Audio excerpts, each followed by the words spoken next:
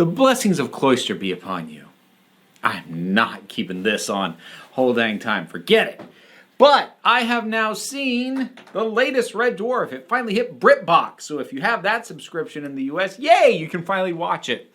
So, Red Dwarf, The Promised Land. I did catch up on Red Dwarf series 11 and 12. Yes, 11 and 12. And I enjoyed them for the most part. I think I liked 11 a little bit better than 12. And I was a little nervous coming into this, knowing that it is a 90-minute movie and is, more or less a continuous story. And there's a certain amount of security in the half-hour format that shows like Red Dwarf use, where even if an episode isn't great, it's only a half hour.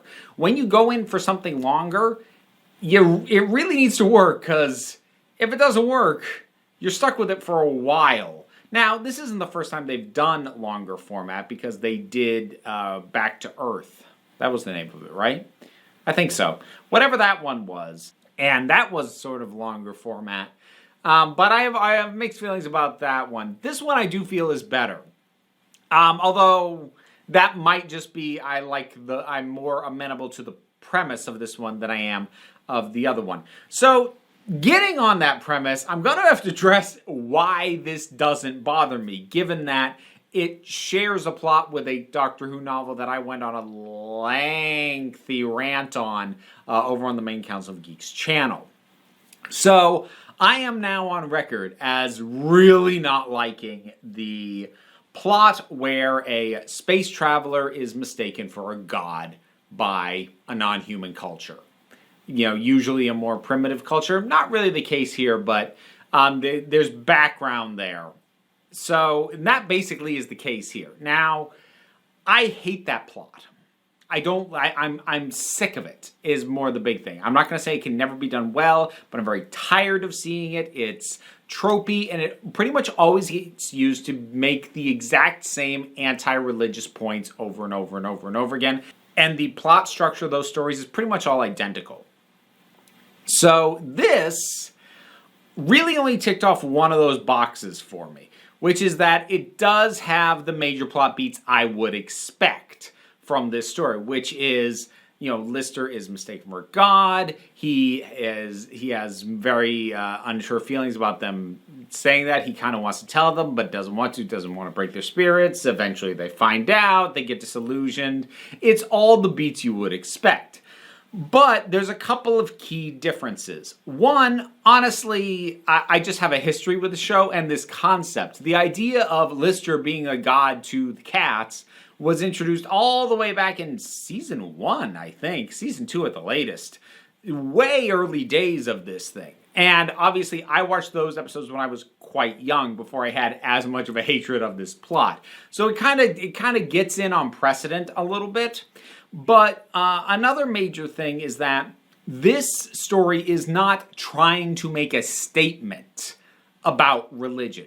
So even though it's repeating that plot beat, it's not acting like it has a point to make. It's not acting like it's saying an important thing about the dangers of religion and faith and, be careful. No, it's not doing any of that stuff. And ultimately, it's that stuff that makes me truly hate this plot most of the time. And that's not present here. Honestly, maybe the big reason why it just gets away with it, the fact that it's a silly comedy.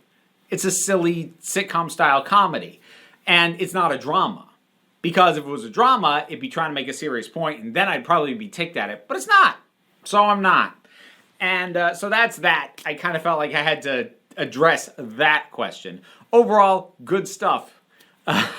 I kind of like at this point that they are not addressing how visibly aged these actors are at this point. And I don't even mean that like, oh God, they're getting old. I mean, like, most of them look pretty good for their ages, but it's like, they're just never going to bring it up. They're going to be doing this when these guys are in their 70s, and they're still not going to bring it up, and I'm totally fine with that. I really admire Red Dwarf being able to keep capturing what is admittedly a very outdated approach to comedy and just have the confidence that it still works. Because nobody does. I mean, like, just the fact that there's a laugh track. Honestly, it almost kind of throws me off. I'm so used to comedies not having them anymore. But Red Dwarf still does, because it's always had a laugh track. So of course it's going to have one now. And I love that. It is so old school, and it just owns that, while at the same time not using that as a crutch for, for doing lame or insensitive or outdated jokes. And as an example, one of the first jokes of the thing is a gender bending joke. One could argue it's transgender humor. I would say not really, but regardless, it is definitely a sex change joke. And I thought it was great.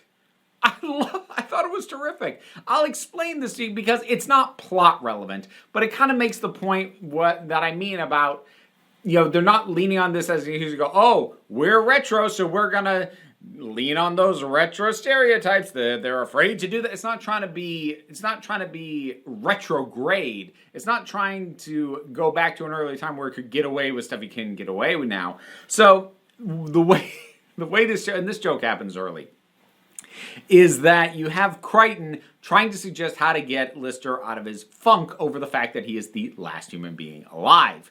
So Kryten wants to use the medical technology that they have now to give the cat, played by Danny John Jules. If you're not familiar with the show, the fact that I just said the cat makes this sound weirder. I'm assuming you know Red Dwarf and the characters in it. But he wants to give the cat a sex change into a woman, so the two of them can mate and produce an offspring, and everyone would be much calmer about it.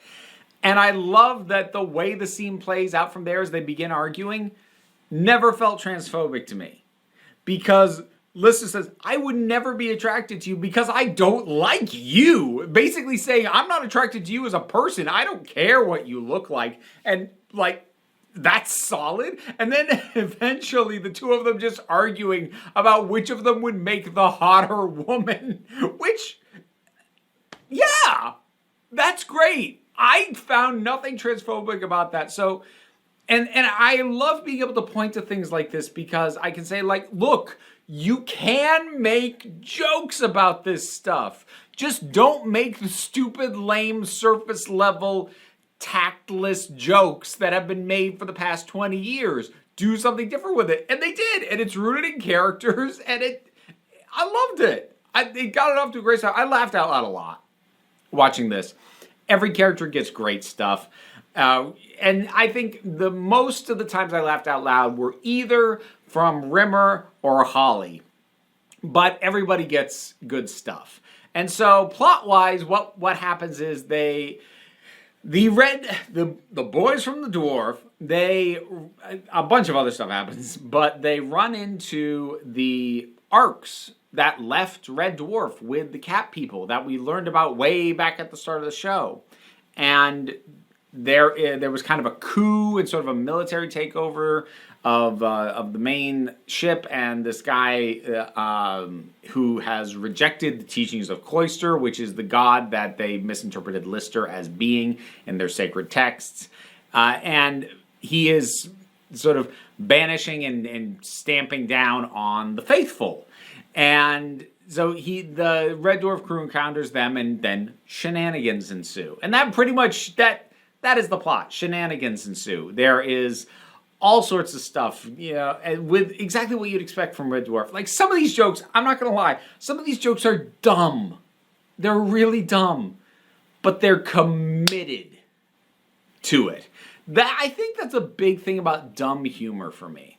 More often than not, dumb humor goes with the stupid punchline. It's just like, right? And I'm like,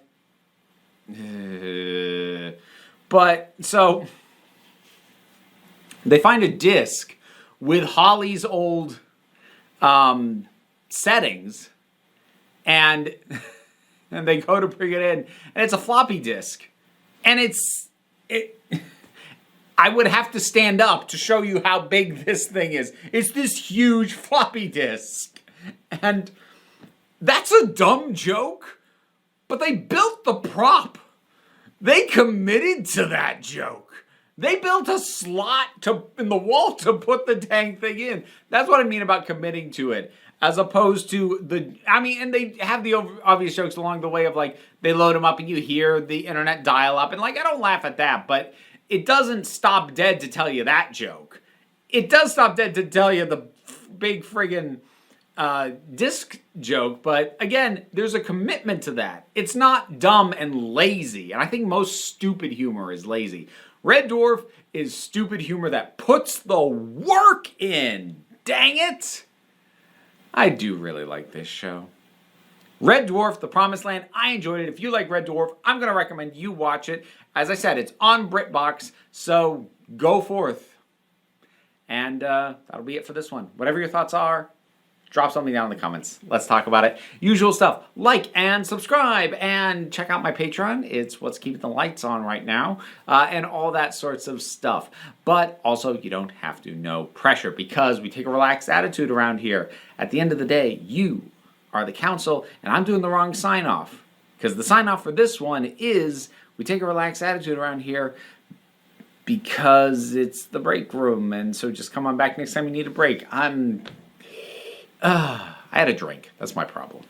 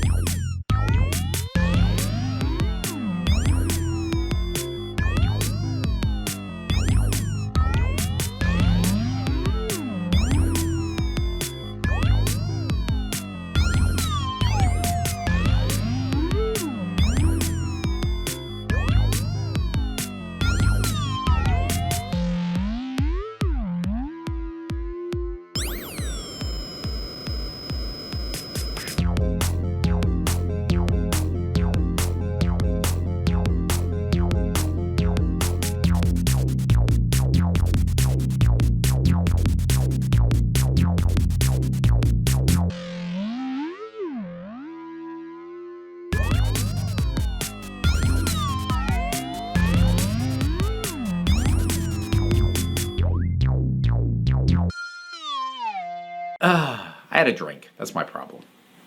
Bye!